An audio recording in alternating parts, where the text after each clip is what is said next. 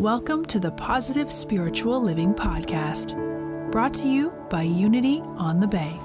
This is your positive path for spiritual living.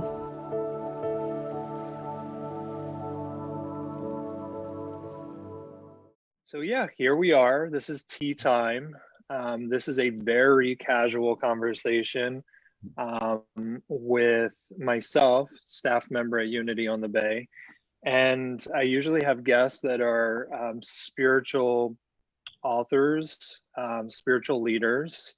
And this morning I'm joined again by John Davis, who we talked a couple months ago, right when the pandemic was kind of starting. Beginning of May. Yeah, it seems like a lifetime ago, but I'm glad that you said yes to joining us again this morning. Yeah, thank you. Yeah, and before we dive in, I'm just going to give our audience a little insight into who you are. John Davis is actually a longtime member of Unity on the Bay, which is our spiritual community. Him and his wife actually volunteer there when we were meeting in person. They were sharing their musical talents with the music ministry on Sunday morning. So they would be in the front playing a saxophone, Was it only saxophone or was it something? Saxophone a little bit and some flute. Okay, so wind instruments. And then in 2019, John decided to write a book, which we're talking about this morning, Accept, Connect, and Heal. And that's it, John. Is there anything that I missed there? Yeah, well, it's 10 years next month that I first, it was 10 years ago next month that I joined the music ministry. I actually came to Unity on the Bay in April of 2010, but it was August. So it'd be 10 years that I've been with the music ministry, which is wow, been an amazing gift. Yeah. And to your point, I do miss it. I really miss playing every Sunday. It's been a but we'll get back to it. Yeah, we will. So as we're chatting along here, for anybody who's watching, ask your questions. If something triggers curiosity in you, put it in the comment section. And from time to time, I'm going to be checking that comment section and getting those questions answered for you from John. So John, let's start. What inspired you to write this book? Originally, see, some of my work is I teach music in the schools. Part of what I do, I go into the various different schools in Palm Beach County and Broward. And it was around March of 2018, and there was a lot of violence going on in the school. There was some prominent school shootings that were going on around that time. And going into the schools, I was feeling powerless, I guess, in some ways, and feeling like didn't know what I could do to feel safer, and also safer in the world, and just safer in that environment. And so it literally happened on one day. I remember sitting in my car and I just started writing things down, feelings about the situation and feeling powerless. And out of that came just a flow of things that really is still going on to this day, of just writing and writing and writing. I've always written since I was a kid, and I would take my writing and I would stick it in the drawer, and I would say, well, I don't know if I'm ever going to share this with anybody. Well, this time I started sharing things on social media. March of 2018, I started putting on my Facebook, my Twitter, and people would share with me, wow, I resonate with that. There was something in there that I could relate to. And so I just kept sharing, and through the support of several members of the choir at Unity on the Bay, and my wife, Rachel, and Chris Jackson, and Juan DeHero, just so many people really supported me. And they said, I would love to see these essays that you write compiled somewhere. I would love to see you put this together, because it's something that I would be interested in. that they were sharing that with me. And so I did that. And it really, that's where it came from. It was a very germane, organic process that came through, frankly, the support of other people who were telling me that they were resonating with this. And it was meaningful to me because all these thoughts and feelings about how I see the world and how I see people connect with each other and sometimes lack thereof, and the pain, I wanted to do something to be a positive contribution to that. I saw it like this is an opportunity for me to offer a positive, not just, positive opportunity, a positive voice where what I was seeing was a lot of pain and I was seeing a lot of angst.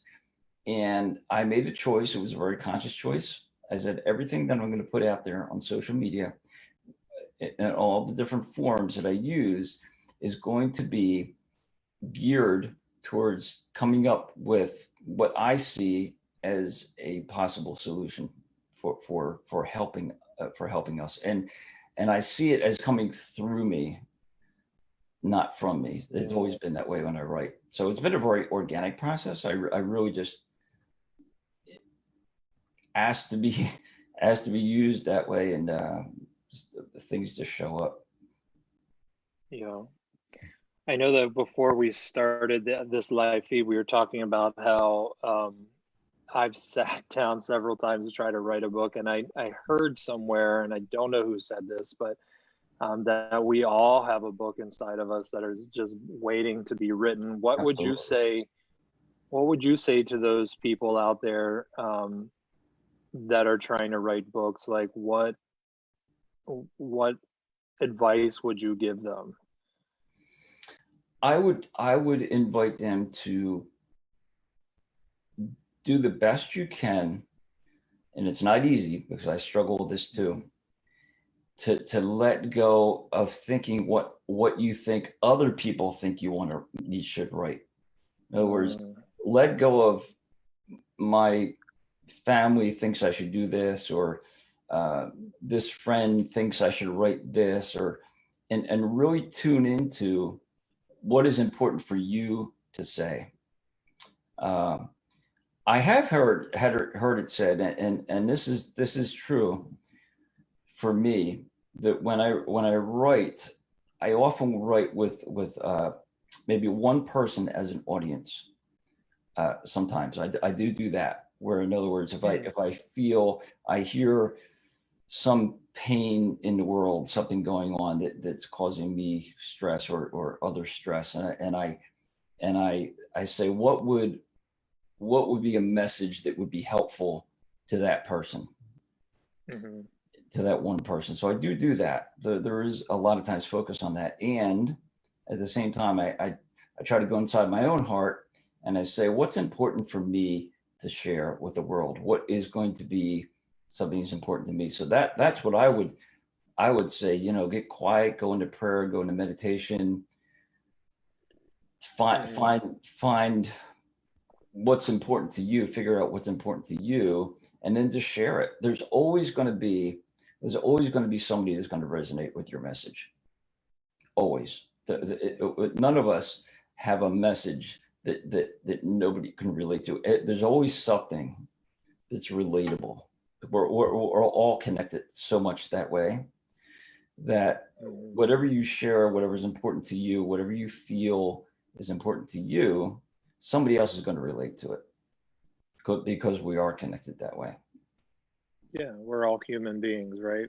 Yeah, we all have a message, and we all have an important message. Yeah. What kind of emotions came up for you as you were writing this book?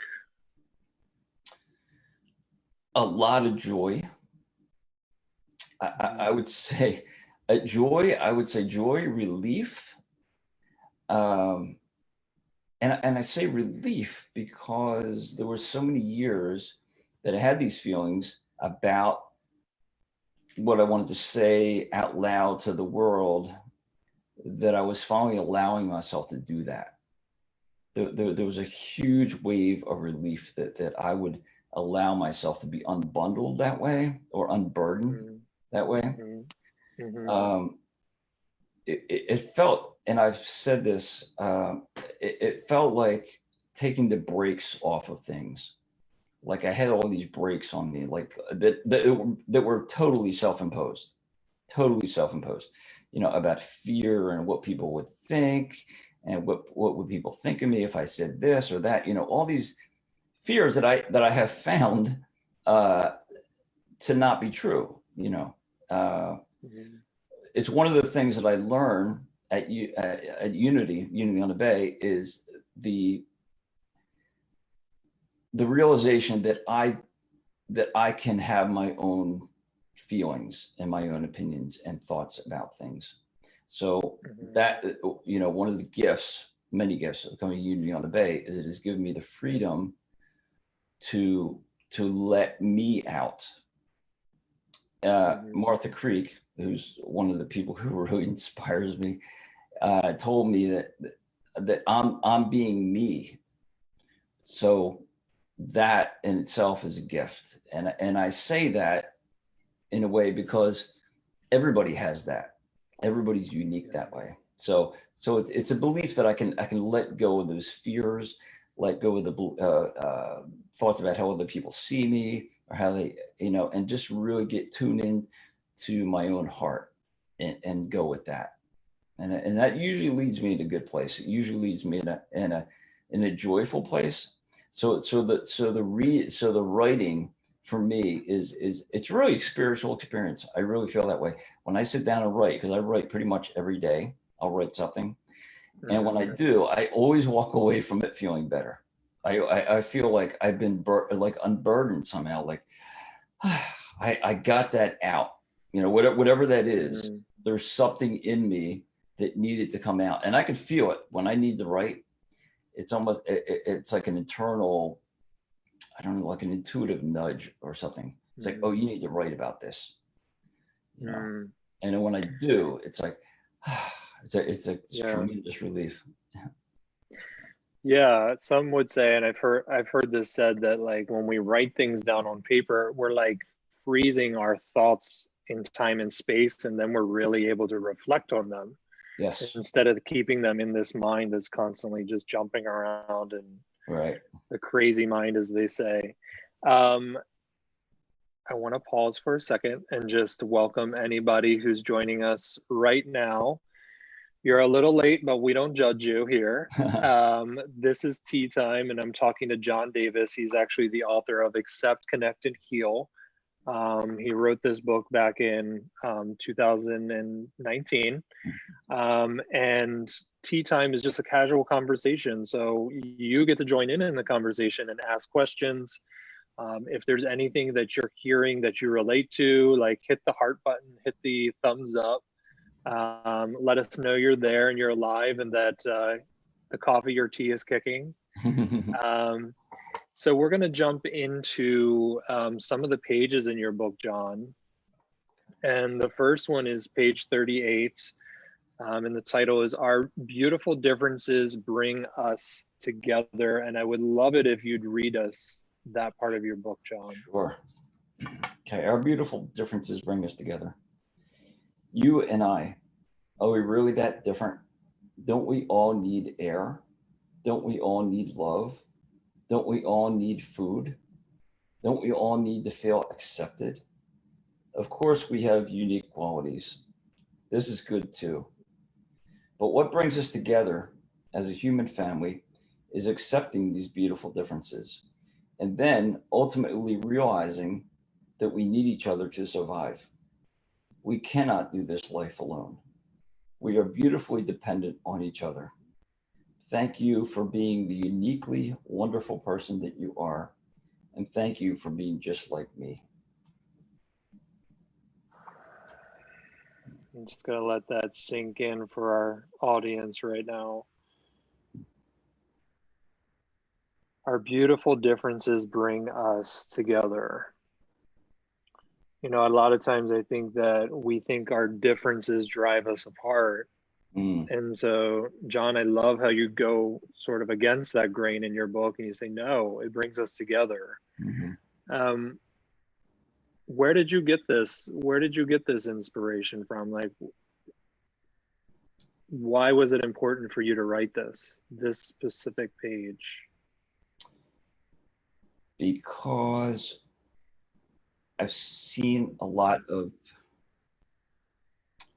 how do I describe this? I've just seen a lot of strife in the world around people thinking that because somebody is different than them, that somehow they see that as less than or something, that somehow a difference is a weakness. And I don't see it that way. I see differences as a strength, as something that we need to be celebrating. And so it's always confused me, or baffled me in some way, that somehow somebody would think that a certain group of people or ethnicity or whatever is better than, or a different, whatever, or age group or gender, is somehow, because of that, there's something wrong with that. And what my experience in life is that everybody I've known in my lifetime has always brought me some kind of gift, some kind of gift. And when I have interaction with somebody who maybe looks different than me, or has a different religion from me, or a different background, like a life background experience, that I'm going to learn something either about myself, or I'm going to learn something about them. Like, it expands my world. Just to give you an example, a little story, Rachel and I, we scuba dive a lot. And it's been one of the most beautiful adventures of my lifetime to be able to do that with her. And we travel all over the world. We've been all over the world doing scuba diving. And we've gone to Caribbean countries, we've been to Australia, we've been all over the world with this.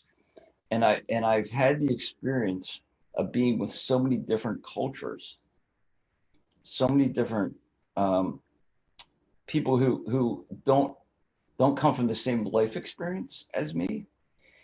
And I've just met some amazing, wonderful people. It just has expanded my mind. So I've received so many gifts from them.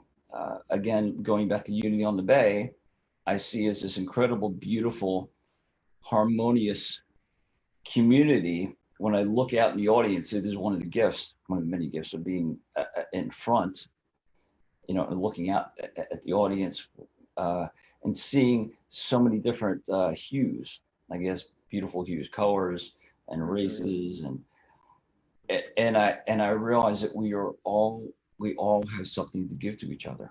And so rather than just accepting people where they are, I want to be able to celebrate people where they are.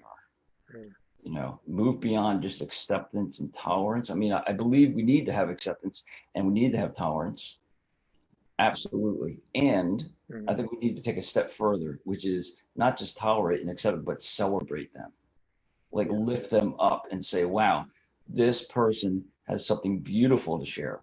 It's not that just I'm going to accept them and tolerate them. Yes, I do need to do that, but it goes beyond that. It needs to be more expansive, into a place of like celebrating and saying, wow, this person has something beautiful to share. And again, I've always felt that way. I guess was gifted I was gifted with the gift of coming to Unity on the Bay to discover that. As you're saying that, I'm just reminded that what we say a lot at Unity, that God is good all the time, and we often look at the world as it might not look good or right, but everything is happening for a reason.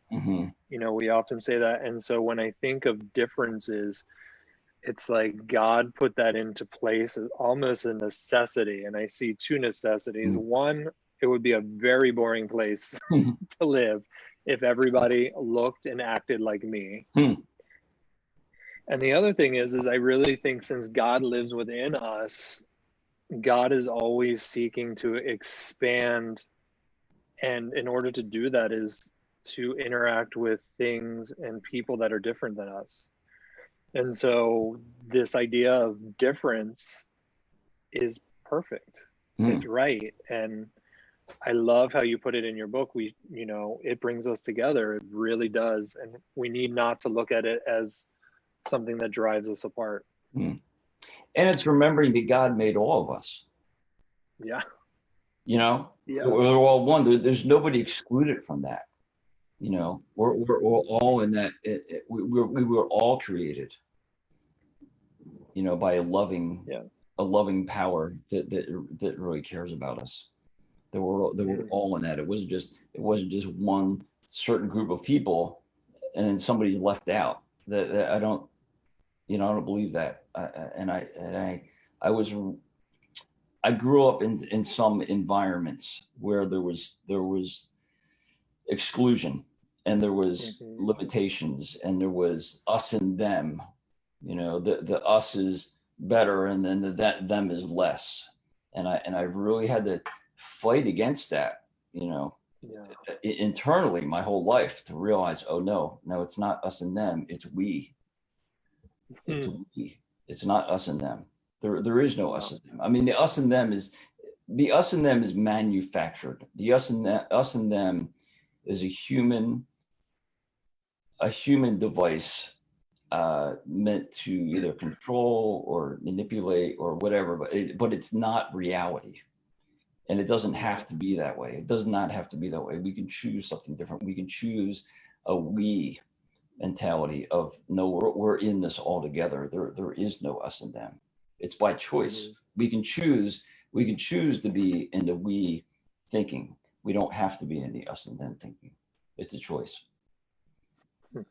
And I choose to be in the we thinking because I want to be part of, not separate than. I want to be a part of the world and part of it and celebrate. And that's why it's so important for me to be thinking and we thinking, Yeah. And that's an important point to make in the realm of humanity, but also in the realm of spirituality. Like, we are not separate from God either. Right. And that idea that we are is something that has caused a lot of suffering and pain in the world. God is very much in here, not just up there. That's you know right. what I mean? That's right. I just want to give some shout outs to some people who are watching us right now. Francesca, welcome. Good morning. It's always good to see you. Good morning. I know you're a top fan on the Unity page, so good morning. Angelica, good morning. It's great to see you. Good morning. Omar, good morning. Hey, Omar. Good morning. Carlos, thank you for stopping by. Always good to see you. And of course, your wife, Rachel, is watching. Awesome. Lucille, Ginny, Sandra, good morning. Good morning. Aaron, Peter, I'm so glad that you could join us. Yeah. If any of this, we're getting a bunch of hearts and thumbs up. If any of this is, thank you. if you're relating to any of this, thumbs up, heart, happy face, and also leave a comment or a question. We haven't gotten any questions this morning because Tea Time is interactive. So we do want to make sure that you get your questions answered from John. And also, there's a unique opportunity this morning. If you share this video while we are live, we will put your name into a hat, and we'll be drawing that later off camera, and whoever we draw is going to get a free copy of John's book, Accept, Connect, Heal. This is the book that he wrote back in 2019, and this is the book that we're talking about this morning. So shall we move on to another page, John? Sure. This one is page 12, and I think it's more relevant than ever, especially what we're going through. And the title of it is Holding On to Hope. Can you read that for us? Holding on to hope. In the deepest place in our hearts, we know that human beings can be better to one another. There is something that continues to get us out of bed every morning, despite the bad news we hear once again. Somehow, we know that humans have the capacity to do good, or we just wouldn't get out of bed. Let's hold on to that shred of hope and make this world a little better today. Maybe we can't make the entire world better today, but we can make the worlds of the people around us better. And maybe they will try to do the same. Mhm. You know, as you were reading that, I just was remembering what you were saying earlier about how you made a commitment that you were going to only post positive things on social media. And, you know, to some people that might seem like a small thing, but that's huge, knowing that, or committing to not adding to the negativity of the world. Mm. And I'm sure it gave hope to a lot of people. Is there anything you want to say about hope, like in your own life? Yeah, I mean, a lot of my writing and that writing in particular comes out of, I mean, just personal experience, you know, really. Mm-hmm. I've shared some of this, but, you know, I went through some, you know, some pretty dark chapters in my life years ago, back in the early 90s. It was a very, very, very challenging time for me. And I was able to be loved, and I really feel this way. I was loved into a different place in my life, like really moved and loved by other people who really believed in me and cared enough about me to see me move from that dark place, that painful place, into a much more joyful way of living. And so I have been very blessed to be surrounded by loving and caring people in my life. Of course, at the top of the list, I'm going to put my wife, Rachel, who has been an amazing gift to me. Many of you are lucky, fortunate enough to know her too, and you'll know what I'm talking about. I really, you know, going back to the reading,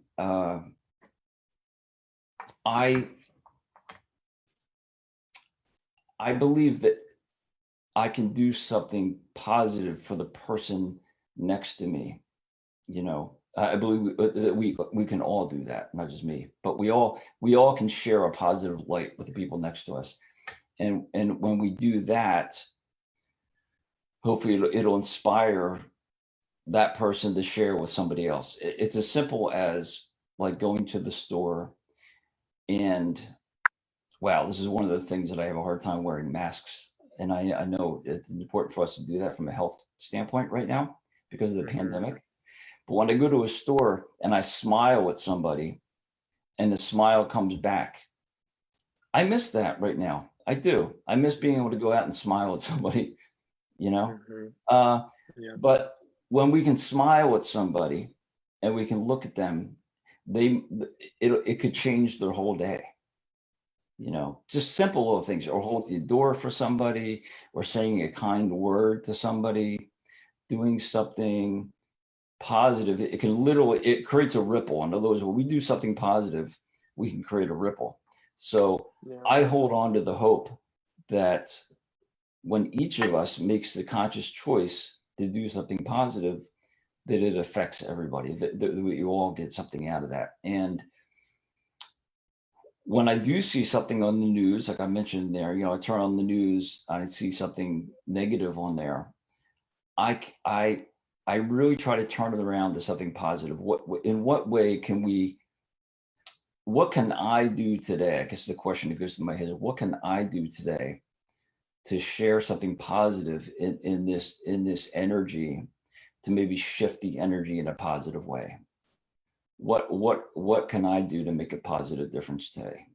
And that's what I try to keep. I keep my focus on that as much as I possibly can, that what is it that I can do today that's going to make a positive difference in the world? And I literally wake up every day, and sometimes my mindset is there, sometimes it's not.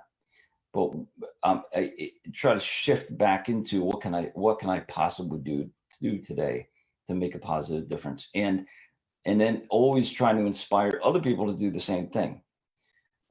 And when we do that, well, the more of us who do that, the more of a positive influence it's going to have on the world. And we really do all have that power. We really do. You know, we maybe think, well, my kind word, how is that going to change? You know, how is that going to cure the pandemic? How is that going to cure racial tensions in the world? How is that going to help? Well, it's going to help because it's going to inspire somebody else to do something positive. And that person will tell somebody else, and so on and so on and so on. It becomes this positive wave that we're a part of, that we can all contribute to that positivity. And I believe that we all have that gift. We all have the ability. We all have the ability to make that choice. Well, you put it that way. Yeah. And we all have the ability to let each other off the hook.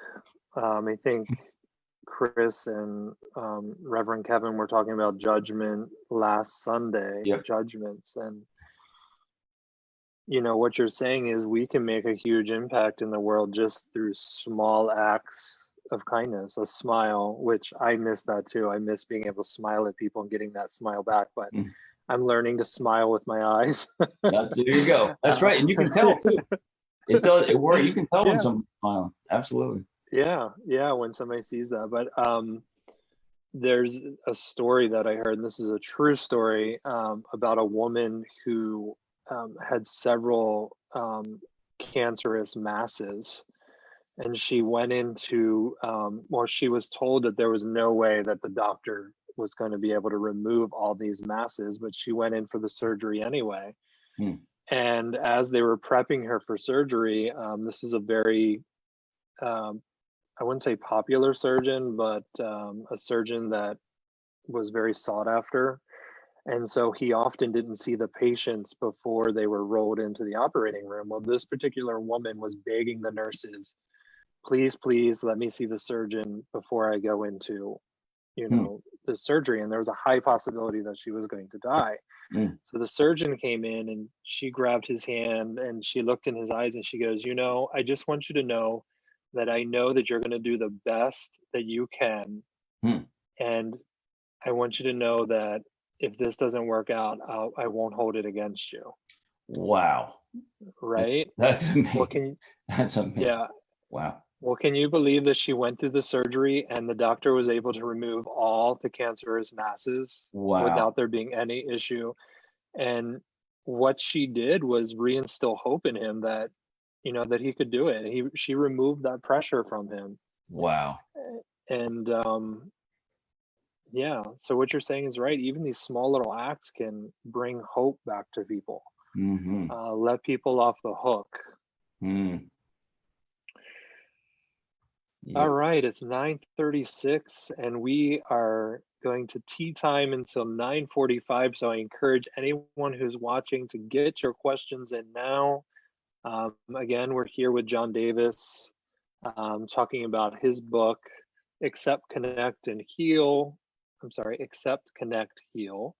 And we're going to go through one last page here, John. All right. Let me just open my notes here because my phone closed. All right, page 24. The title is Trust the Process. I love this one. Trust the process. Go ahead, John. Read it for us. All right. We can trust the process. Trust the process. When the check you need doesn't come in the mail, trust the process.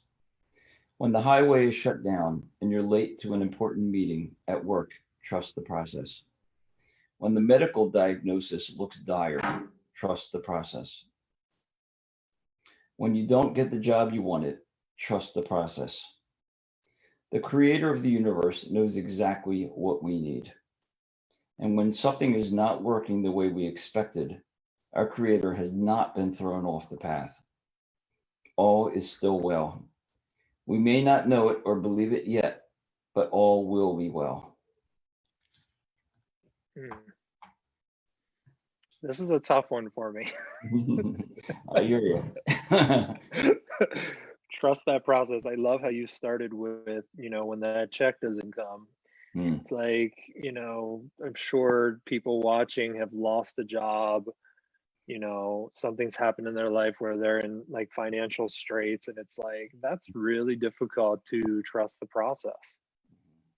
Um, yeah. So what do you have to say about that, John? Trust the process. What I would say is there's a bigger picture going on, and that I'm not aware of, that that I believe in, that there's things going on behind the scenes that I'm not aware of. That I believe that God is doing things behind the scenes, and the current picture is not the final, because I want to say is not the final reality. There's a reason why these things are going on, and many times we don't understand why what's happening is happening. It doesn't make any sense. It doesn't make any sense. Like I said, going back to my own personal history, there was a very painful chapter in my life, and I couldn't understand why that was happening. I couldn't understand why I was going through it. But now, decades later, I look back and I say, wow, that there was something going on that I didn't understand. So what I would say is, I don't have to know why something's happening Mhm. in order to know that things will work out okay. And I think it's important that when we're going through those difficult times, to reach out for help. If we need to get angry, get angry. If we need to cry, cry. If we need to uh, feel our feelings, reach out for help, talk to people. It's okay to do that. Like, we're human beings. We're going to feel pain. We're going to feel frustrated. We're going to feel scared. It's just it's part of the human process. And what gets me through, and what's gotten me through recently, is knowing that there's a bigger picture. There's something bigger going on that I do not have full information about. I don't have all the information. I don't know why there's a pandemic. I don't know why there's yeah, I don't know why racism still exists in our country. I don't know why people are dying, in hospitals today. I don't. It doesn't make any sense to me. uh, You know, and I know that there's still a loving, caring God that is somehow working all this out. It's like a faith beyond what I can see. And then I also believe that when we see beyond that and we see things as being okay, that we literally can do something about it. And if all we can do today is reach out to that friend who's hurting and say, you know what, I love you, I care about you, I see you're in pain, I see you're struggling, that can make all the difference in that person's world. Like, connect with them, be empathetic.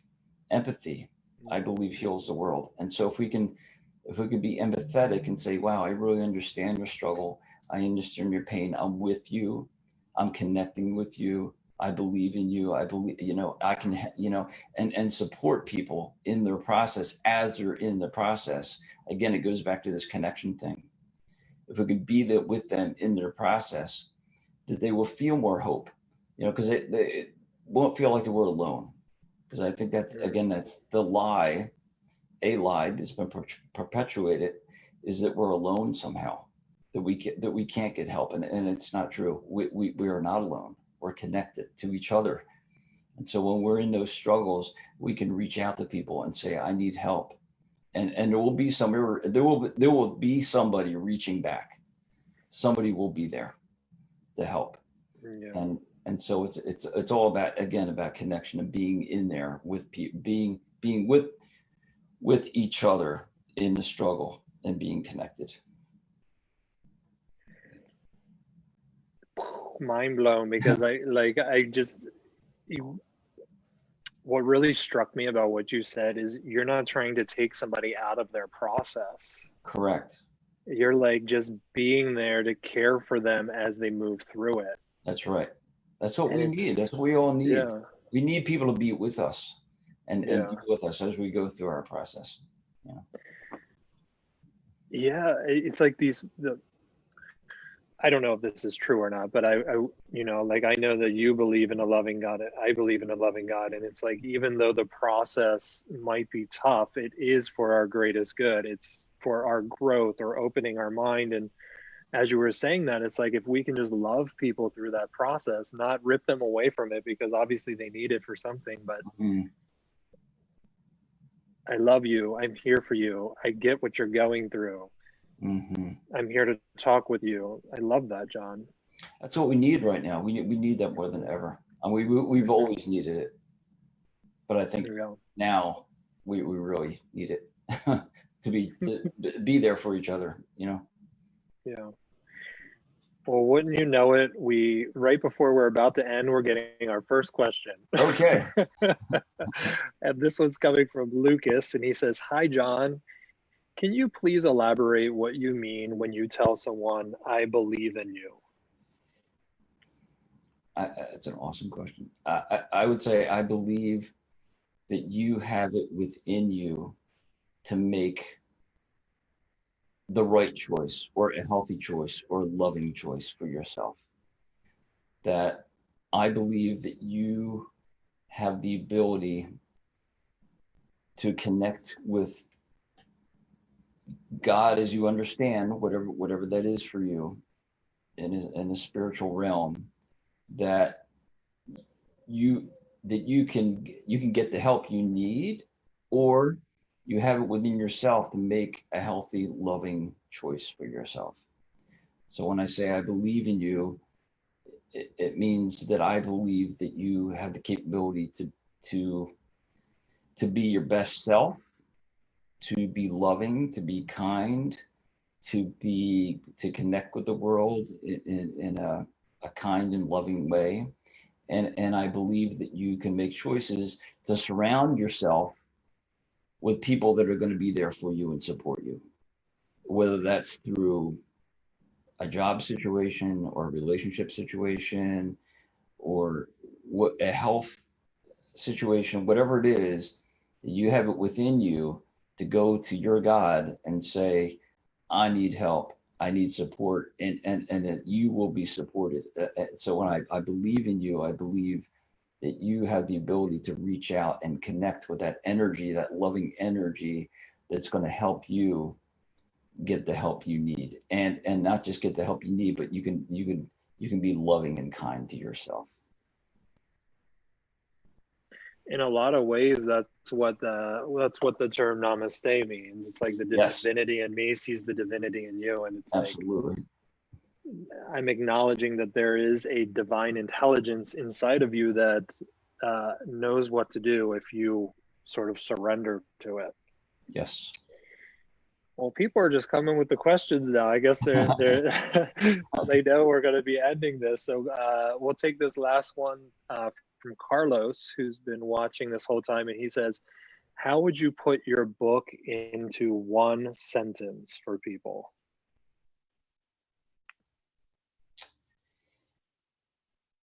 If we can accept each other for who we are, and I would add celebrate, not just accept. If we can accept and celebrate each other for who we are, we will learn to connect with each other and to be there for each other and be in life with each other. And when we do that, we can help heal each other and the planet. Thank you, John. So where can people get a copy of your book?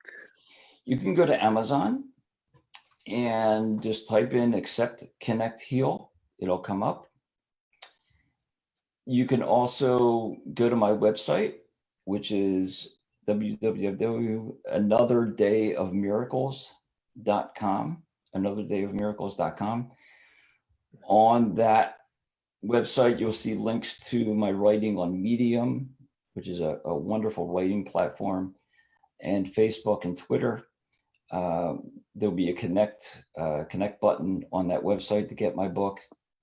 And then, of course, you could also feel free to contact me personally through any one of those ways, and I'll be happy to help you with that.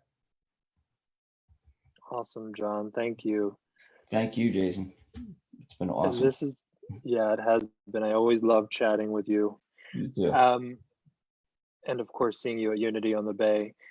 I just want to remind people that this is your last few moments to share this video while we are live, because once it ends, we're gonna look at who shared and pick a name from that. And John is gonna send you a free copy of his book.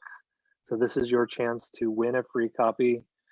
If not, you can get it on Amazon. Here it is. It's perfect size to put on your coffee table and read every morning. John, as we close here, what if you had one message to tell the world this morning, what would that be? Hold on to hope and believe that we can and do have the choice to be better to each other. And there is a way through, and it's by being together and connected with each other and believing in each other. And really it boils down to kindness to ourselves and to others. And it doesn't have to be a major act, even though those are wonderful. If we do major acts, we do service work or whatever it is, but it's the day-to-day simple little acts of kindness that we can all do. Whether that's calling somebody and saying, how you doing today? If somebody's hurting, call them up, say, how you doing?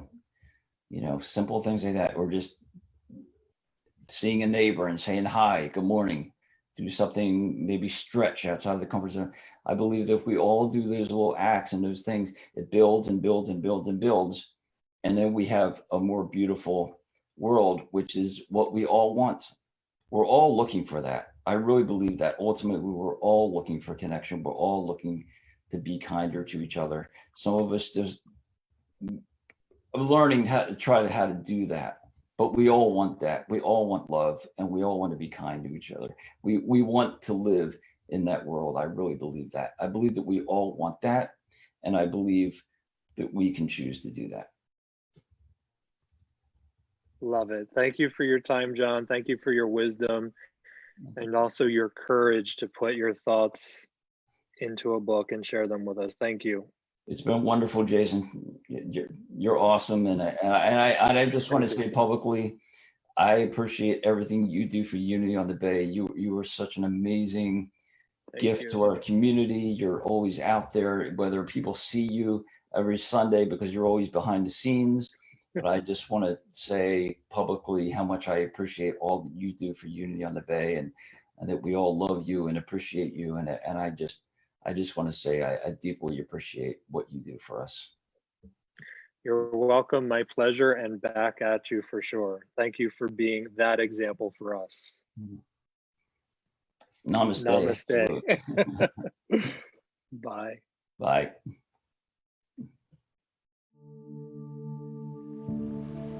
We hope you enjoyed this episode of the Positive Spiritual Living Podcast, brought to you by Unity on the Bay, a spiritual community located in Miami, Florida.